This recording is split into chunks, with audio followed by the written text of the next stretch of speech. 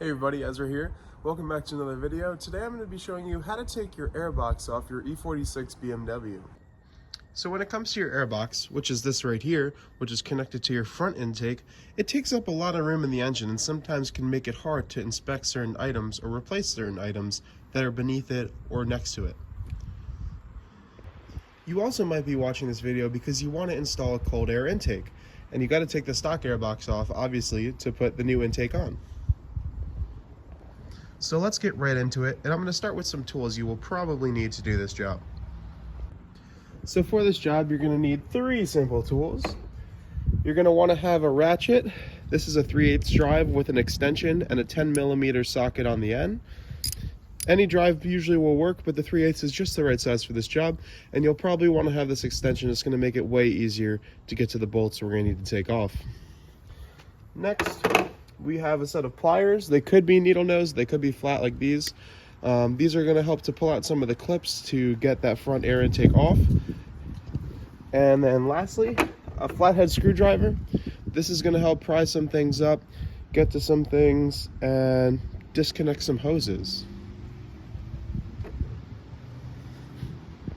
So you can start anywhere with this, but I usually like to start with this front air intake.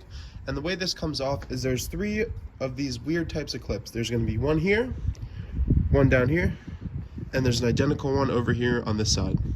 And the way these come out, we're going to have to use our pliers. So the way this works is there's a little nub on top of each of them. You're going to want to take your pliers, grab the nub, squeeze, but not too hard, but squeeze so you can pull it out, and it comes right out, just like that. And you're going to want to put this off to the side somewhere where you're not going to lose it. Now for the other 2, we're going to go like this, just as the other one. Sometimes it's just going to pull this out and the other part's going to get stuck in there. But usually with your fingers you can just wiggle it out and it'll come right out. And just make sure you keep these pieces together.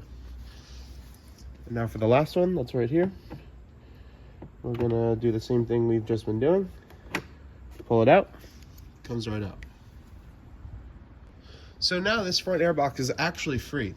So it's going to disconnect from this really easily. All you got to do, pull up on it and disconnect it from where it connects into the airbox. And there you go. This is the front intake that just came off. If you're doing a radiator job, you'll probably have to take that off because the radiator actually sits right here. I just got a new OEM radiator because my old one was leaking through the seams, which is unfortunate, but at least we got it replaced. Now we're going to move on to the airbox itself. So here's our airbox, and the first thing that I like to take off is the mass airflow sensor, which you're going to find right here. There's a little metal bar. All you do is press down on that bar, and the mass airflow sensor pulls right out. And we're just going to put it off to the side for now. Next up, you're going to grab your flathead screwdriver, and we're going to have to loosen this hose clamp because the airbox is going to disconnect from this hose. So you do that by just sticking this into the screw, and you're going to loosen and loosen. Sometimes it's a little tricky. You don't have to loosen it a ton, but we're going to loosen it just enough so we can slide it off. And after you do that, you're going to want to grab your ratchet with the 10mm socket and the extension. Make sure you're on loosen so we're not over tightening these bolts by accident, but there are 2 10mm bolts right here. And we're just going to loosen these puppies up.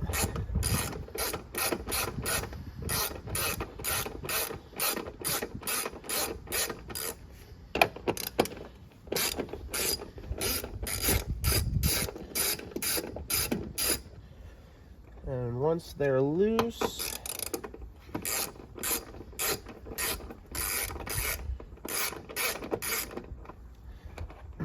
take them out. Almost there. There we go. We got those 10mm bolts out.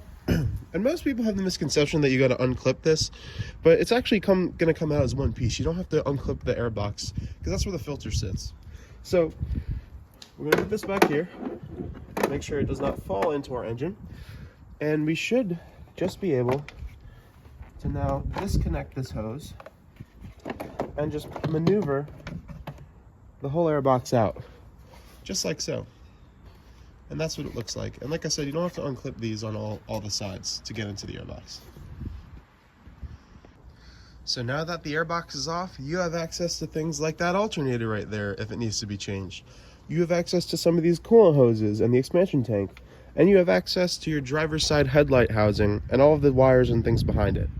Removing something like this can make it so much easier to access these things. And obviously you'll have to take it off if you want to replace that alternator right there. Not to mention, you also are set up for a nice cold air intake if that tickles your fancy. Now I'm going to show you how to put it back together, because most people just show the disassembly and sometimes you can forget where things go. So let's get started by grabbing that airbox again. And it's going to go in the same way you took it out. Make sure that the receiving side of the hose is going to go in the direction of the hose. You're going to have this weird thing on here, some kind of mounting bracket. I forget exactly what it's for, but that's going to go down in here. And you're just going to want to seat it exactly how it came out. You might have to do some wiggling around. But as you can see, that hose already clamped itself on for me pretty well. So that's in the correct spot. I think what we want to do first though is put those 10mm bolts back in over here, just so that it sits flush. Now a good tip for putting these bolts back in, or any bolt in that case, you're going to want to hand thread it in first. Because what can happen if you use tools right away is you can do something called cross threading, where the bolt actually creates new threads because of the force. You're messing up the original threads that are in the hole. So you want to always hand thread them in first and then go back in with a tool. And make sure that you're tightening, and if you feel any really hard resistance, make sure that you stop, because chances are you're cross threading it and that bolt and that thread is going to have to be drilled out, and it just causes a whole nother layer of work that you shouldn't have to do, that you don't have to do. And now we're going to make sure that these are pretty hand tight. You don't have to torque these down, just give them a nice human torque like so. And now let's get that hose clamp tightened again. Sometimes it's helpful to hold the bottom of it. I'm going to come around this side actually. It's more helpful to hold the bottom of this while you're tightening it, so you make sure that the hose clamp is accessible the next time you need to open it. These can be a little tricky sometimes, so we're just going to keep working at it.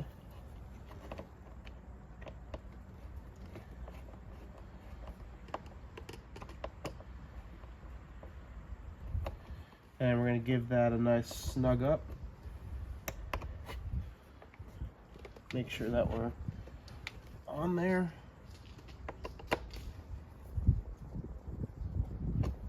That should be good. Okay. And now we're going to plug back in our mass airflow sensor that we put off to the side before. It literally just clips in right here. Make sure you hear that click, because if you don't have your mass airflow sensor, it's going to cause some issues down the road. And now let's move on back to putting that front intake on. So moving back to our front intake, I put it right over here. First things first, we're probably going to want to connect it back to the airbox like so. It's going to fit in the same way it came out. It slides in just like that. And we're going to make sure we line up our holes here with the clips. Remember, we had those 3 plastic clips from before. They look like this. And we're just going to put those clips back in and push them down. So they should just slide back in, and then push the little thing down to tighten it. And once you do that, your airbox is all back together. And that's how you do it, folks. A couple easy steps, a couple easy tools. Probably takes 15 or 20 minutes the first time you do it. And you have new space for a cold air intake or space to service other parts of your car. Thanks for watching. Let me know if you have any questions in the comments, and I'll see you in the next one. Thanks again.